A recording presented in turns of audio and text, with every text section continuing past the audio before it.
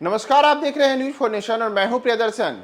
पटना में अतिक्रमण हटाने के नाम पर आम लोगों के घरों को तोड़े जाने के एक मामले में पटना हाईकोर्ट ने अब नीतीश सरकार को बड़ा झटका दिया है और पटना के राजीव नगर नेपाली नगर इलाके में अतिक्रमण मुक्ति अभियान के नाम पर आम लोगों के तोड़े गए मकानों को की पूरी जो प्रक्रिया हुई थी उस अतिक्रमण मुक्ति अभियान को अवैध ठहराया गया है। पटना हाईकोर्ट से नीतीश सरकार को ये बड़ा झटका लगा है और न केवल झटका लगा है बल्कि कोर्ट ने यहां तक कहा है कि राजीव नगर और नेपाली नगर इलाके में जिन लोगों के मकान तोड़े गए हैं उन्हें बिहार सरकार को हर्जाना भी देना होगा। दरअसल अगर आप याद करें तो पिछले वर्ष ही राजीव नगर और नेपाली नगर इलाके में बड़े स्तर पर अतिक्रमण मुक्ति अभियान चलाया गया था। इसमें पटना के जिलाधिकारी और पटना के एसएसपी खुद इस पूरे मामले के दौरान वहां पर मॉनिटरिंग करने के लिए उपलब्ध थे। उन्होंने पूरे दलबल के साथ यानी कि सैकड़ों की संख्या में पुलिसकर्मी, दर्जनों जेसीबी और बड़े स्तर पर रोलर्स के साथ वहां पर पूरी की पूरी जो अतिक्रमण मुक्ति अभियान की टीम थी वह पहुंची थी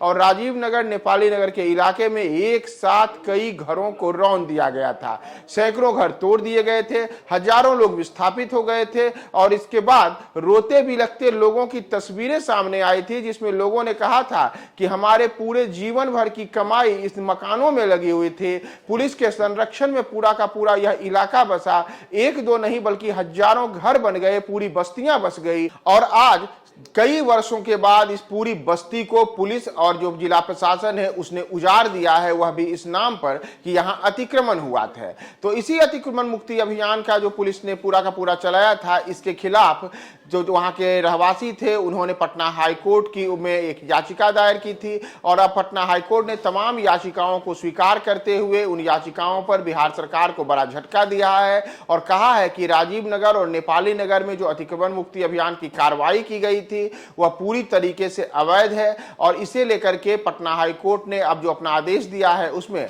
बिहार सरकार को हर्जाना भरने के लिए भी कहा है। यानी कि अब जो वहां के लोग थे जिनके मकान तोड़े गए थे उनको अब एक तरीके से कहा जाए तो मुआवजा भी मिलेगा। तो एक तो बिहार सरकार के लिए, नीतीश सरकार के लिए, पटना जिला प्रशासन के लिए पटना हाईकोर्ट से एक बड़ा झटका लगा है और राजीव नगर और नेपाली नगर के इलाके में जो सैकड़ों लोगों के मकान तोड़े गए थे बड़ी संख्या में पुलिस और प्रशासन की टीम ने पहुंच करके वहां जो लोगों के घरों को जमींदोज कर दिया था उन तमाम लोगों के लिए एक सुकून और राहत भरी यह खबर है कि पटना हाईकोर्ट ने उन लोगों को बड़ी राहत दी है। तो आप सुनिए कि वकील जो कि इस मामले में याचिकाकर्ताओं की ओर से वहां पर पक्ष रख रहे थे वह पटना हाईकोर्ट के वकील शांतनु इस पूरे मामले में क्या बता रहे हैं कि इसमें पूरे फैसले में अब पटना हाईकोर्ट ने बिहार सरकार को क्या क्या आदेश दिया है और आगे आने वाले दिनों में सरकार को किन नियमों के तहत हर्जाना देना पड़ेगा। आज जो नेपाली नगर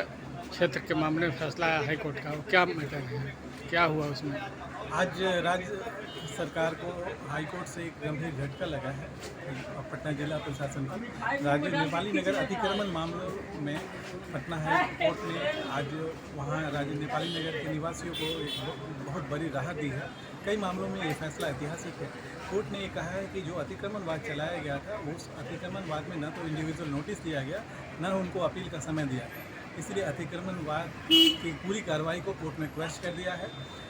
और उस अतिक्रमणवाद के ऑर्डर के लाइट में जो डिमोलिशन प्रोसीडिंग चली थी उस डिमोलिशन प्रोसीडिंग को भी कोर्ट ने इलीगल डिक्लेयर किया है और 5-5 लाख रुपए कंपनसेशन देने की बात है। जो फाइनल कंपनसेशन जो ज़मीन के फाइनल कंपनसेशन डिसाइड होगा उसमें वो इंक्लूडेड है। इसके अलावा कोर्ट ने एक और बहुत महत्वपूर्ण बात कही है कि जो वहाँ के निवासी हैं जो 2018 से पहले से निवास कर रहे हैं वो अतिक्रमणकारी नहीं है